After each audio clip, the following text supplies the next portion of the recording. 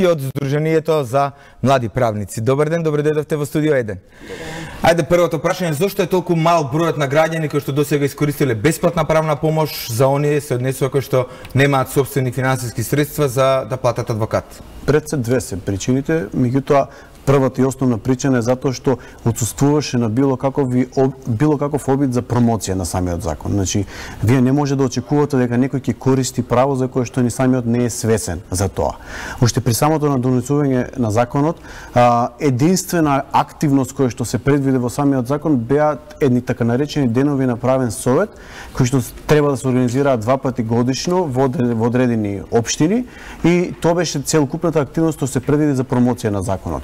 Првите 3-4 години од примената на законот, кој што патем речено стапи на сила 2010 година, воопшто немаше никаква информација на веб страната на Министерството за правда.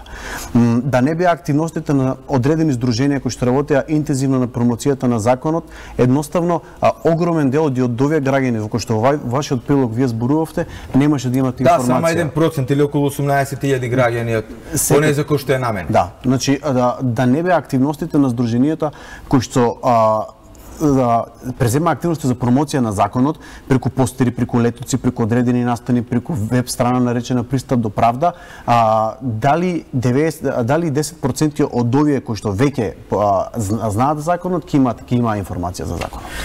Дали со измените во Законот за бесплатна правна помош, кои што се во собраниска процедура, може да се подобри состојбата, односно дали е предвидено проширување на опфатот на кои категории граѓани може да користат бесплатна правна помош и секако нивно по-интензивно запознавање?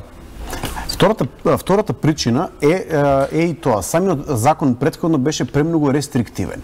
Со други зборови, бесплатна правна помош согласно овој закон може да добијат само лица кои што беа корисници на право од социјална помош, инвалидски додаток, најниска пензија и кои што во исто време не поседуваа никаков недвижен имот. Семејство или самохранен родител, едно или повеќе малолетни деца, корисници на најниска пензија кои живеат во семејна заедница со 2 или повеќе лица, корисници на право на инвалидски додаток кои не остваруваат други приходи по основ на заработувачка и корисници на социјална помош. Ова е добро да го напоменеме за да знаат граѓаните доколку спаѓаат во оваа категорија дека може да така беше досега. Меѓутоа што ви спомнав, не само самиот факт дека користат некој право, туку и самата околност дека мора значително да не поседуваат никаков недвижен имот.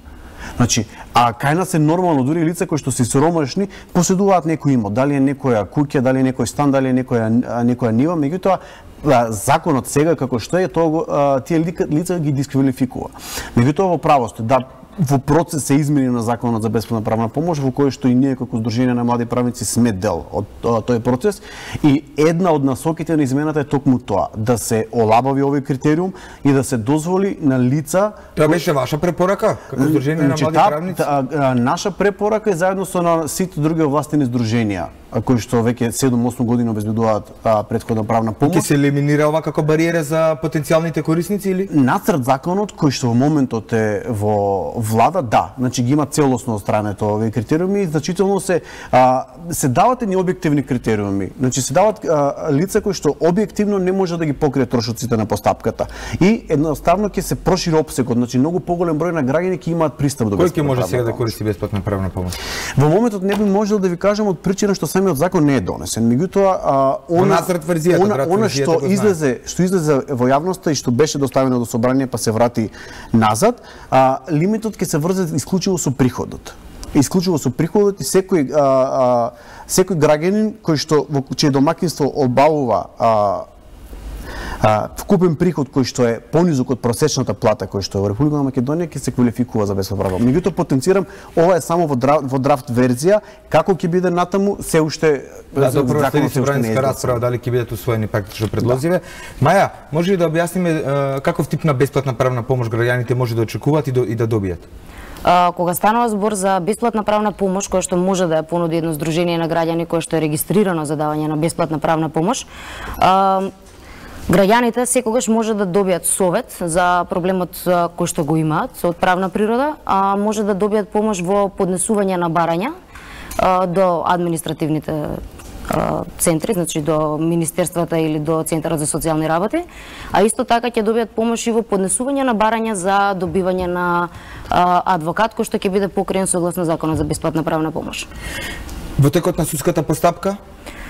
Зависно од тоа дали ќе им биде одобрено барањето за бесплатна правна помош на странките во однос на она што им е на нив потребно, Министерството може да дозволи и да обезбеди средства да се покрие адвокат кој што ќе го води процесот во текот на целокупната судска постапка. Првостепена или евентуално во случај на жалби до крајот на постапката? До крајот, до конечна пресуда. Може детално да прецизираме што може да очекуваат граѓаните? Тука има подготовка на приговори, представки, барања, консултација од областа на правна помош и заштита, значи? Консултација до давање правни совети, понатака? Она што може да го добијат кога ќе дојдат во едно здружение кој што дава бесплатна правна помош, е токму тоа, да им се објасни текот на постапката како тоа ќе изгледа, да им се помогне во поднесување на барања кој што до институцијата кој што треба да ја отпочне нивната процедура.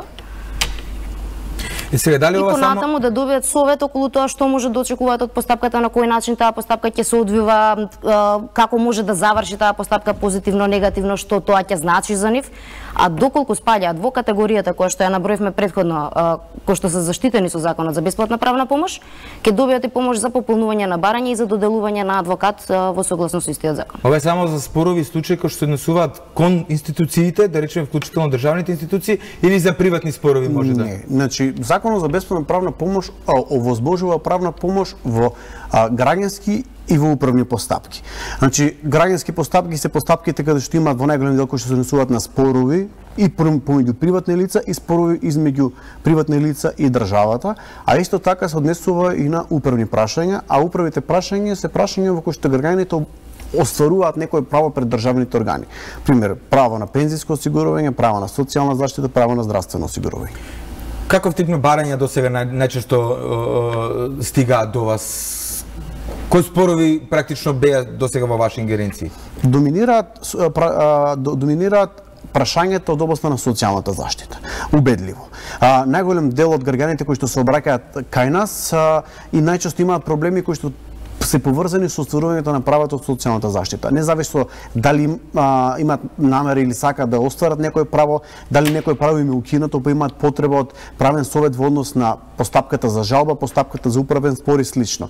Меѓутоа, во значителна бројка се работните спорови. Особено работните спорови во приватни работодавци, каде што постојат огромни проблеми од аспект дали од начинот на пресметување на плата, начинот на кој што се калкулираат деновите на годишен одмор, понатаму мобингот е многу присутен како прашање за кои што не се обраќаат кај нас и секако дискриминацијата. Така да во кратки црти се пред социјалната заштита и работните односи, меѓутоа и другите правни прашања воопшто не застануваат, тука се мощно присутни. И сега во предлог измените на Законот за бесплатна правна заштита стои дека целта на овој закон ќе биде да се овозможи и унапреди правото на физичките лица да имаат пристап до правда и правична судска заштита преку обезбедување на финансиска поддршка од страна на државата. Кажете ми дали практично ќе се зголеми опфатот и дали ќе се прошири практично опфатот на кои категории граѓани ќе може да користат правна помош? Секако, како што спомнав и претходно со новиот закон за бесплатна правна помош кој што во моментот се наоѓа во Министерството за правда, идејата е да се прошири значително и од аспект на категории граѓани кои што ќе имаат право на бесплатна правна помош, меѓутоа и од аспект на правни прашања за кои што ќе се одобри бесплатна правна помош. Намерата е сите прашања кои што се од граѓанска или од управна природа, граѓаните да може да бараат бесплатна правна помош. Меѓутоа, повторно потенцирам дека сепак овој закон се уште е во фаза на изработка, не знаеме во која насока ќе се движи и мора да земеме во предвид дека сепак овој закон насекаде во Европа чини пари, чини средства. И кои ќе бидат категоријата и колков ќе биде опфатот на законот, пред се зависи од тоа колку државата ќе може да буџетира средства за да се покрие трошоците за овој закон. Така, значи целта на тоа што вие сте гости денеска во студио 1 и на овој разговор е да се запознаат повеќе граѓаните, бидејќи сведоци сме дека постои ниска свест дека може да користат бесплатна правна помош, да се запознаат граѓаните и да се препознаат во одредена категорија, дека може да се обратат доколку немаат нели средства да излезат накрај со по некој спор. Затоа уште еднаш би ве замолил да потенцираме кој граѓанин може да се обрати и да аплицира за користење на бесплатна правна помош. Да ги наведеме уште еднаш прецизно на категориите. Значи сегашниот закон за бесплатна правна помош предвидува правна помош, меѓутоа потенцијално мораме да правиме разлика меѓу претходна правна помош и правна помош во судски и управни постапки. Претходната правна помош е онаа правна помош која што се дава на сите граѓани и која што дава до властените здруженија и подрачните оделенија на Министерството за правда. Значи тука немаме ограничување кај претходната правна помош. Доколку некој од овие граѓани има потреба од адвокат за водење на некоја судска постапка, тука веќе настанува ограничувањето. Значи, пред се корисниците на социјална парична помош, корисниците на најниска пензија, корисниците на инвалидски додаток и корисниците на детски додаток. Меѓутоа, морам да напоменам дека оваа формулација е уште пред 8 години укажувавме дека е многу проблематична од причина што инвалидски додаток како посебно право постои исклучиво за согласно законот за војни инвалиди. И е многу ретко право. Значи, инвалидски додаток не смее да се поистовети со инвалидска пензија или со некој од правата кои што им припаѓаат на лицата со попреченост. Така да самиот начин на кој што се овие категории предвидени како категории граѓани кому може да им се досуди бесплатна правна помош се проблематични и тоа се покажи во пракса. Значи, пример, ако жена жртва на семејно наследство за кое што е повеќе од очигледно дека жената представува жртва, има потреба од користење на бесплатна правна помош, ако строго ја следиме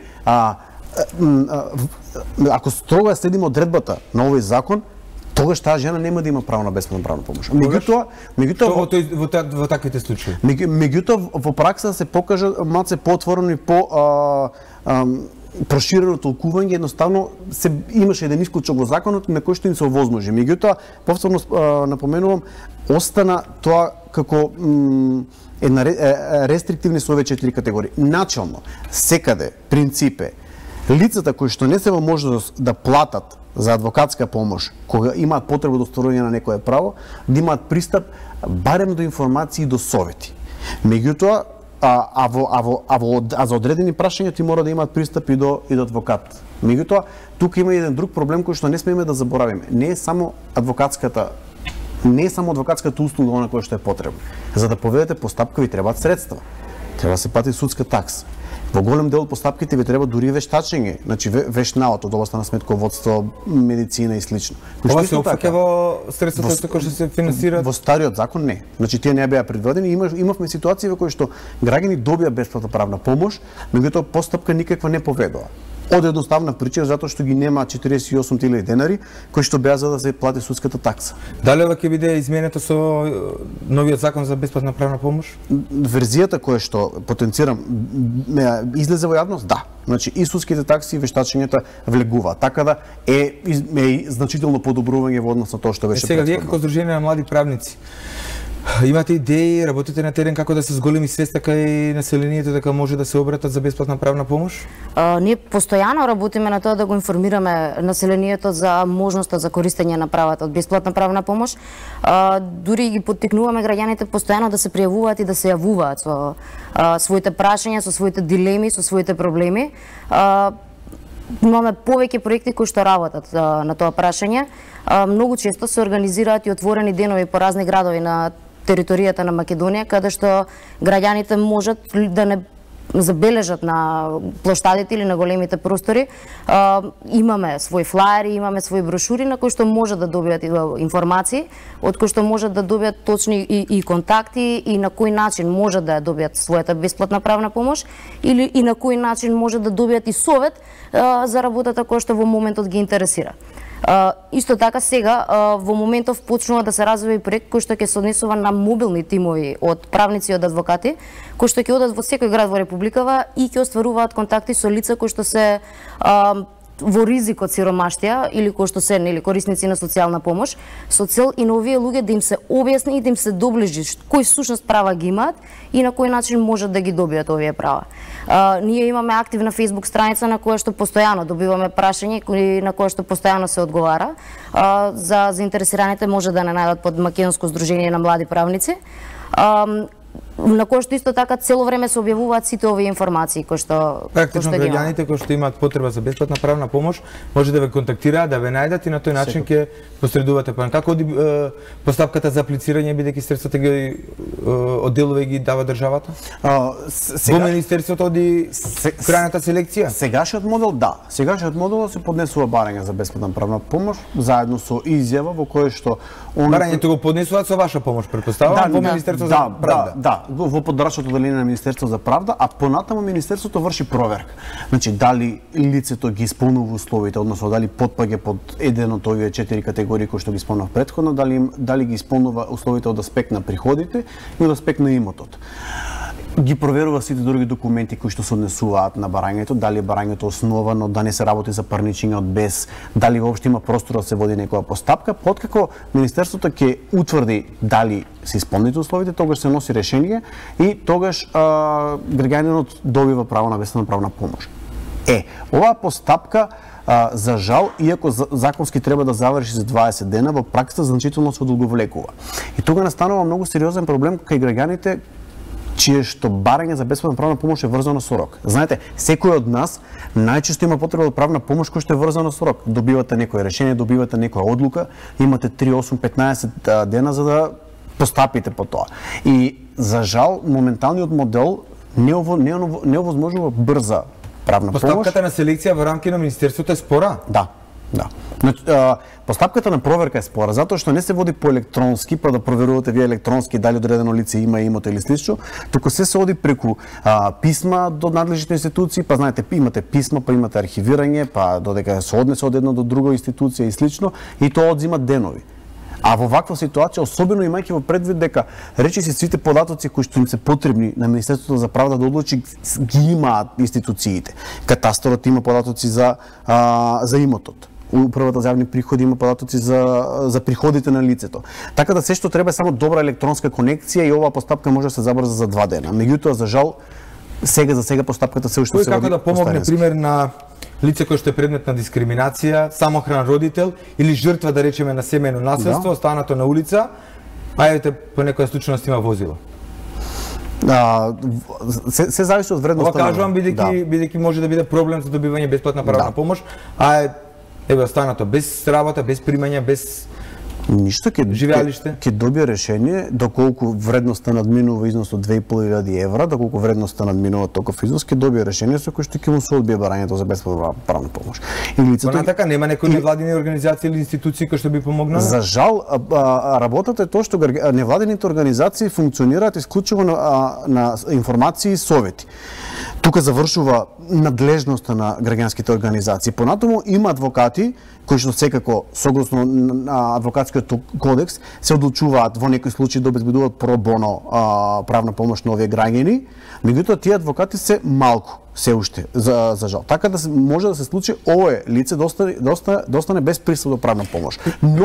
Но доколку лицето е одлучно и ја води постапката до крај и постојат случаи пред Европскиот суд за човекови права каде што државата била прогласена за дека го повредила правото на фер судење затоа што не овозможила бесплатна правна помош. Се прашувам затоа што според информациите ги слушнавте и во прилогот на колегата Баневски дека во меѓувреме ќе се подобрува бесплатната правна помош и со проект финансиран од Европската унија и Советот на Европа со сума од 300.000 евра кои се предвидени за проектот поддршка за реформи на системот за правна помош.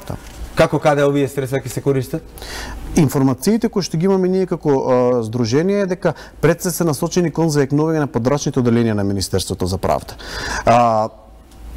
Идејата, интенцијата е со измените на законот да се зајакнат подрачните оделенија и тие да ги носат актите со кои што ќе се одобрува бесплатната правна помош. Односно, за да не се препраќаат како што беше досега од подрачно оделение до централата во Скопје, туку на ниво на подрачно оделение да се носат тие акти. Идејата со овој проект е информациите кои што ние ги имаме да се зајакнат подрачните оделенија и да се зголеми промоцијата на законот, кој што искрено се надевам дека овој пат нема да се направи истата грешка која што се направи кога се донесе законот и ќе има менаџирана и предвидена промоција на самиот закон. Знаете, се што треба е понекогаш е еден постер на неколку јазици кои што се зборуваат во Република Македонија да биде истакнат во институциите каде што граѓаните ги остваруваат своите права. Некој што е доволно, меѓутоа за жал и тоа го немаше во претходниот пат. Ајде уште еднаш само да потенцираме при крај на разговорот. Сите граѓани кои што спаѓаат во таа ризична категорија на социјално загрозени семејства или граѓани, како може да ве најдат? Можат да не најдат на Facebook страницата Македонско здружение на млади правници МЗМП, можат да не добијат на бесплатната телефонска линија 0800 77 800 или евентуално да ни пишат мејл на contact@mila.org.mk. Верете, јас си благодарам што бевте гости во Студио 1. Се надевам дека ќе нема случаи на обесправени граѓани кои што нема доволно сопствени финансиски средства, туку ќе бидете тука за нив и ќе се прошири опфатот практично на категоријата граѓани кои што може да добијат бесплатна правна помош во иднина. Се бориме за тоа, фала. Благодарам уште еднаш што бевте гости во Студио 1.